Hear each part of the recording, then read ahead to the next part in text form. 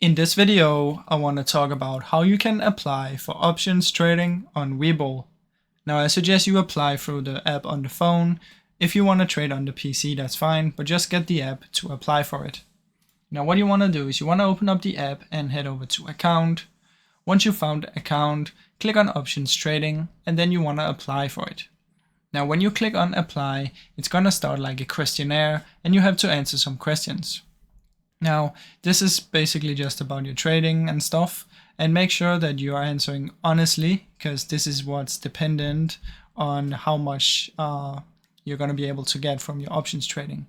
So once you've done that, just agree to the terms, submit it, and now Webull will review it.